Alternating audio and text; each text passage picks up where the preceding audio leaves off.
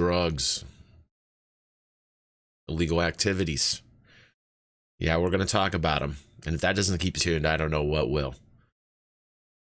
The new black market, facts, and what we want after these messages. Today's video has been brought to you by the generous patrons of The Games who make continued content on The Games possible. The Games patrons enjoy monthly giveaways like Steam gift cards, Star Citizen packages, and any game that you want giveaways. Please consider donating just $1 if in any way you enjoyed The Games content. Thank you. Yes, the new black market economy introduced through the Inside Star Citizen episode 6, I believe. We talked about it on a review show, but I'm going to get more in depth. The facts of the matter is that they're inserting more game mechanics, exactly what we had asked for, which is great. I am so happy to hear they're going to be inserting more game mechanics. So let's go over the facts first. First off, there's going to be two different types of goods. There's going to be illicit goods and there's going to be stolen goods. Now, the illicit goods are going to be pretty much all your different types of commodities that are illegal, like widow and those types of drugs that are out there. And then your stolen goods are going to be, as Jake Mule said, which was great to see him again in a video.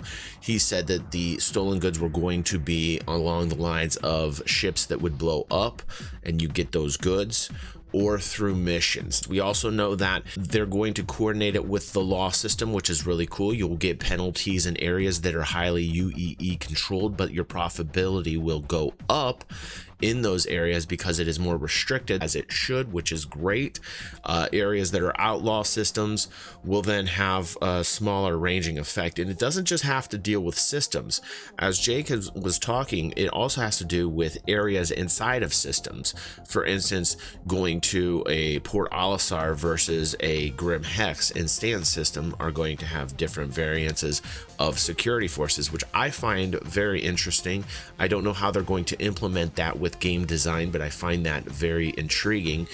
You're also going to get obviously sex status and some type of fine or punishment consequence. They didn't really get into like just how harsh it's going to be.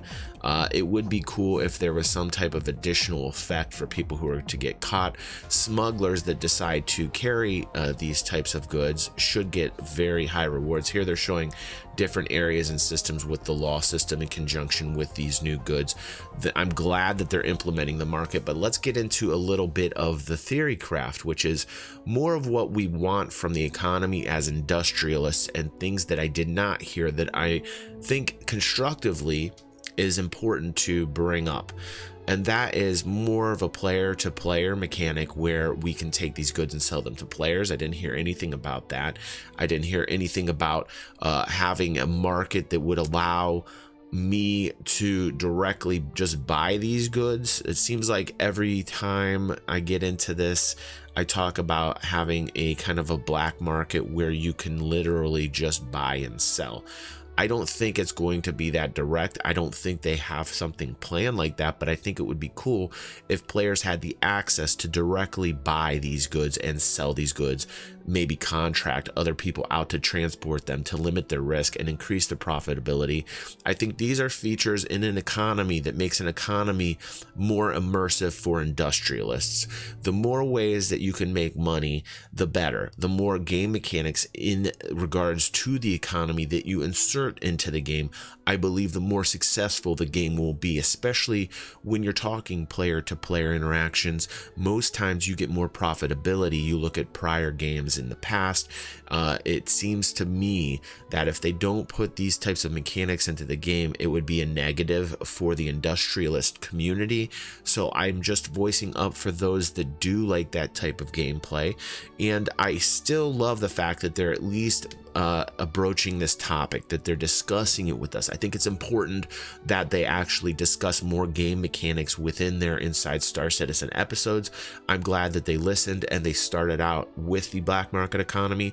I am fascinated how they're going to get this involved with the current algorithm, which we're not really quite sure of what the variables are in the supply demand algorithm. I'm not quite sure that they're going to release that, because then people can game the system, but that would be a wonderful talk to have with our community here. Is this algorithm that is basically essentially going to regulate the pricing is is the backbone of this particular economy, with us being able to kind of just go in and tweak certain things. How we're going to tweak these things, we're still unclear of, but at least we've taken baby steps to start implementing more economic gameplay through this new feature that they said they are going to introduce in 3.6.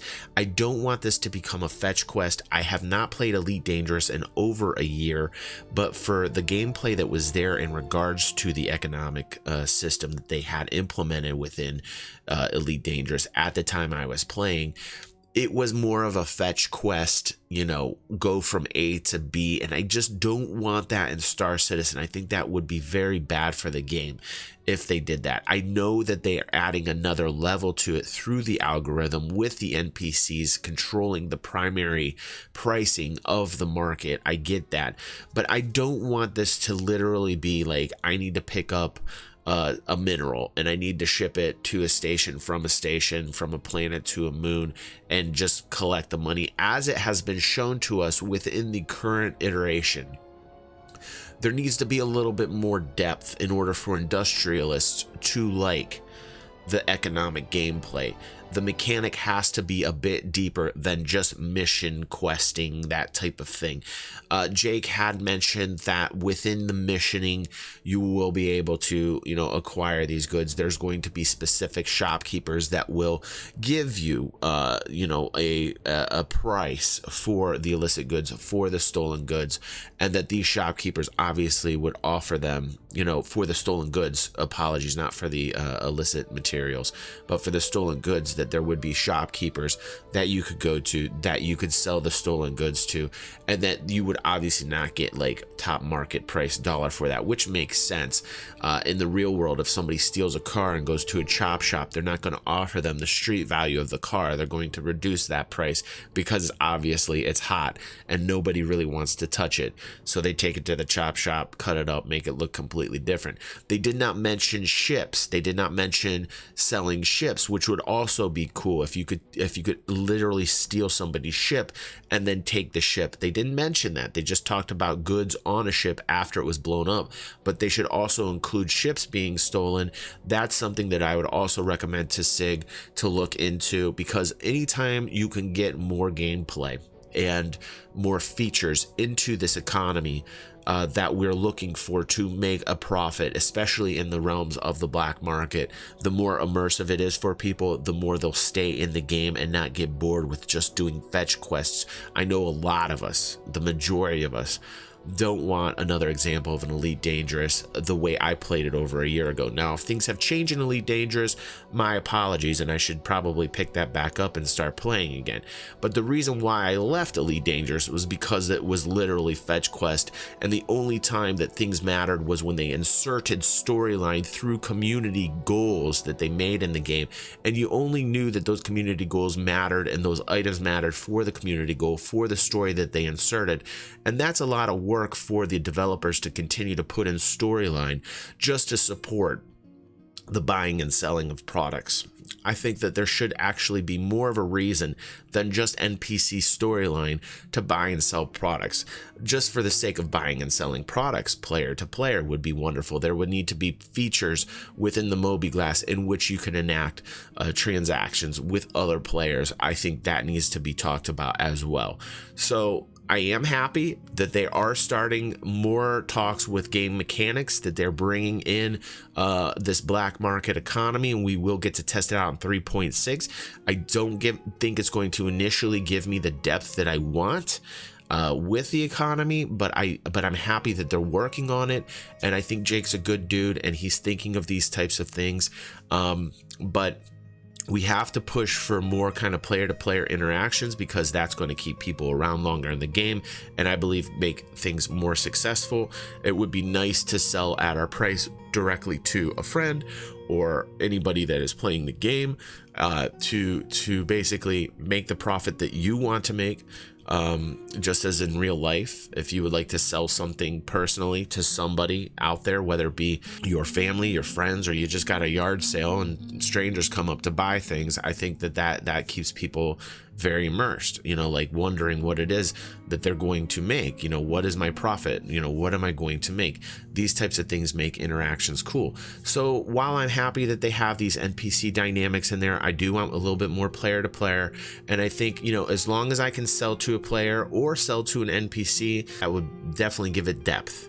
And I think that depth is very important for keeping people sitting down playing the game. My 2 cents. What do you guys think? Thank you very much for watching. I will see you guys on the next vid.